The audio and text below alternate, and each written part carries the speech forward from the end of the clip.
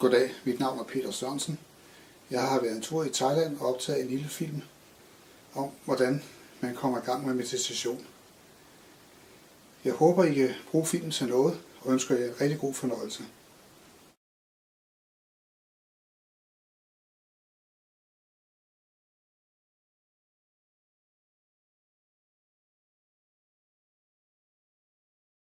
Not tense.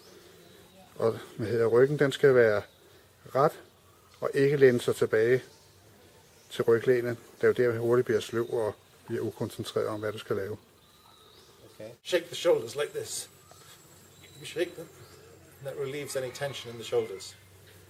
Ja, for at få spændingerne væk, når du lige sætter dig, er måske lige anspændt, så kan man lige ryste skuldrene lidt, sådan så du er helt afslappet og klar til meditationen. And then, if there's any tension in the neck, then roll the head. Hvis du har spændinger i nakken, så kan du lige rulle hovedet ganske let frem og tilbage. Ikke anstrengt. Det drejer sig om at få spændingerne væk, til du er ganske og naturligt afslappet. And then, to get the head into the right position, just try to imagine that you have a football, and you're trying to balance a football on top of another ball. Okay, so you just roll the head around, backwards and forwards, until it gets into a comfortable position. Ja. Altså hovedet. Forestil dig, at dit hoved er en fodbold, som du skal have balanceret oven på en anden fodbold. Så få hovedet til at sidde så stille som muligt ovenpå. Derved kan du slappe helt og deles af. Right. And the mouth should be closed. Og munden, den holder du lukket under meditationen. And the tip of the tongue resting against the back of the top teeth. Og tungen, den hviler du på, tungespidsen på det bagerste af overmundens tænder. That will allow you to swallow it easily, the saliva. Og det tillader dig at kunne synke ganske naturligt. Okay. And then at the beginning of the sitting, just take 2 or 3 deep breaths.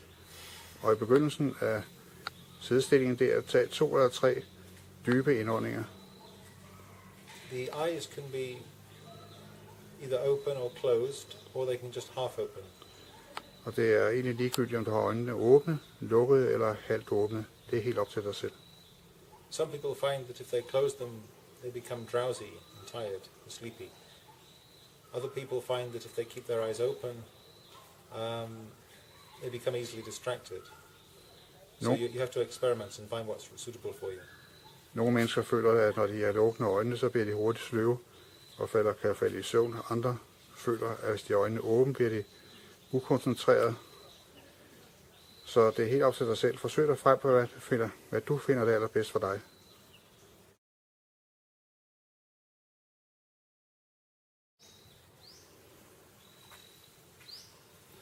Så er håndstillingen her. Hænderne hviler. Den højre hånd hviler i den venstre. Let afslappet, og de 2 tommelfingers spidser møder hinanden ganske let. Det er så stillingen, man bruger til meditation.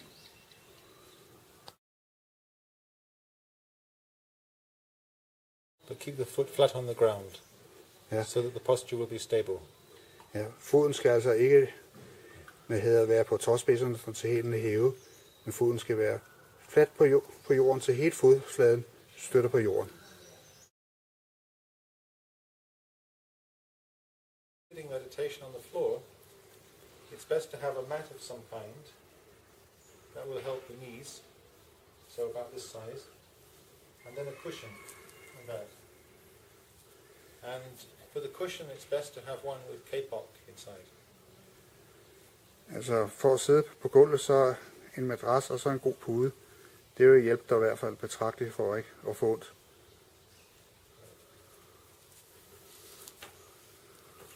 There are 2 meditation postures which are commonly used when sitting. One is the half lotus, where you place the right foot upon the left thigh, like that. Det er altså 2 muligheder for at sidde i en lotusstilling der, hvor man tager det venstre ben, der ligger, altså det højre ben, der ligger op over, det er venstre. And then the instructions for the hands are the same as when sitting in a chair. So Og, the right hand in the left, with the thumbs touching lightly. og det samme med hænderne er det samme, som du sad i stolen. Tager den højre og lægger let ovenpå den, hviler ovenpå den højre, ovenpå den venstre, undskyld, og så tommelfingrene hviler tæt sammen, lidt sammen. Så håndstillingen i nærbilledet. Det kan være lidt anstrengende at sidde i der, hvis ikke man har helt gode knæ. Men for de mennesker, der stadig er smidige, er det faktisk rimelig afslappende, når man først er kommet ned i den.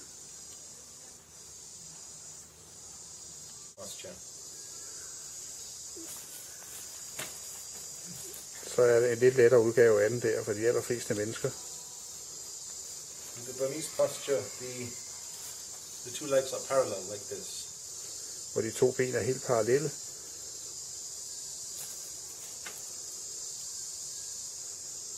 Og altså håndstøttefladen helt den samme som før. Jeg tager lige et nærbillede af benenes position. Så kan man sidde på den måde her, hvor benene altså er parallelle, uden at det ene ben er lagt oven på det andet. Håndfladen er det samme, hvor den højre hånd hviler let i den venstre, og de to tommelfingers spidser rører ganske let hinanden. When sitting like this, it's important that the knees be on the floor. Otherwise the posture won't be stable. If the knees are like this, then you wobble easily. Når du sidder på den måde, er det vigtigt, at knæene er i jorden, ellers bliver stillingen ustabil, hvis knæene bliver hævet. But if your legs are too stiff and your knees won't touch the floor, then you can place a cushion underneath the knee, underneath here or here, to support it. Og hvis man har for stive knæ, så kan man placere en pude under begge knæ, så det bliver stabilt, og på den måde er sidestikken stabil, så man ikke vælter.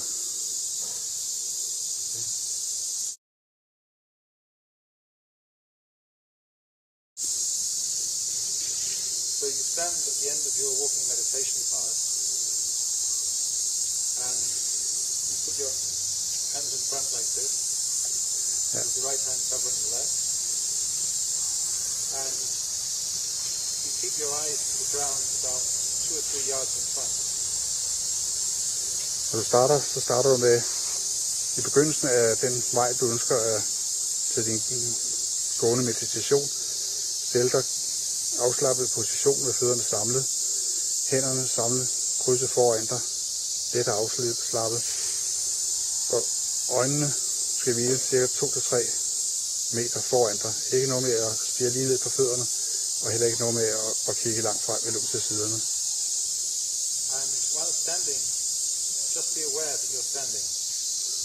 For example, you might be aware of the posture as a whole, or you might be aware of the sensation in the hips here, slight tension in the hips, or of the feet on the ground. But in some way, just bring your attention to the fact that you're standing, and make a mental note of that. Standing, standing, standing. Så når du står der, så skal du tænke på, at du står der, og din selve standen, den måde du står på. Ikke noget med at koncentrere dig udelukkende om ryggen, benene, knæ, skuldre. Men bare være klar over, du står der og tænke. Stå, stå, stå. And then when you begin walking, in the first stage, just make a mental note, right goes fast, left goes fast. And just being aware of the movement of the foot.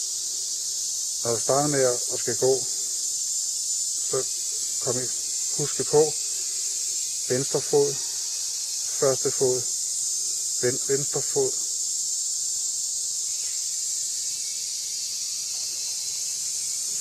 stille og rolige bevægelser, gå sted fremad.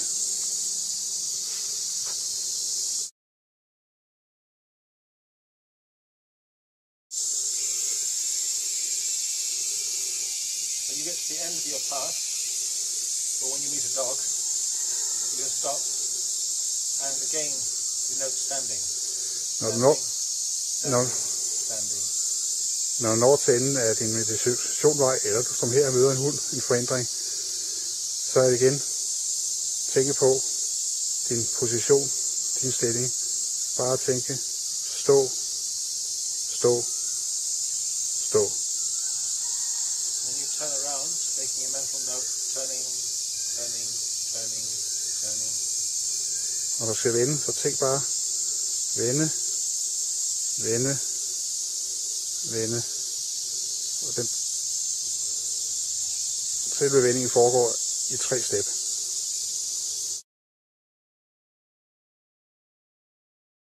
Lifting foot, moving, placing. Lifting, moving, placing. Lifting, moving, placing. Når du så sætter hastigheden ned til en langsom meditation, så skal du huske på, hvordan du bevæger dine fødder. Jeg starter igen med højre ben, og siger løfte, bevæge og sætte. Løfte, bevæge og sætte.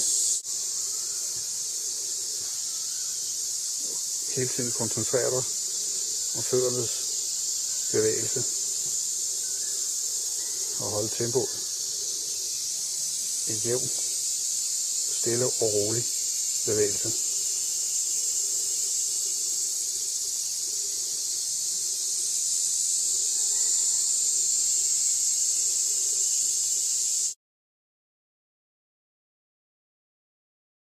Stage, we slow down even more, and we add one extra thing to note, which is the lifting of the heel.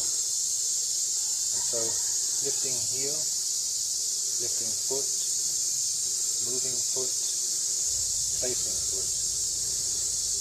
Lifting heel, lifting foot, moving foot, placing foot.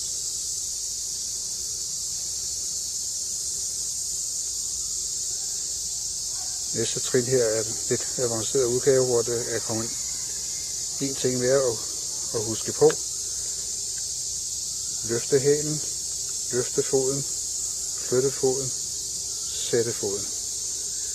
Løfte hælen, flytte foden, sætte foden. Løfte hælen, flytte foden, sætte foden.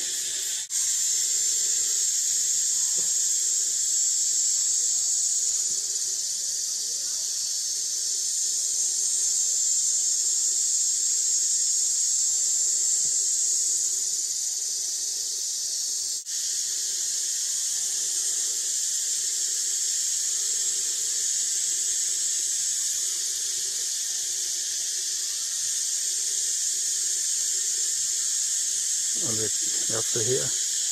Hænderne folde foran. Hviler let foran kroppen.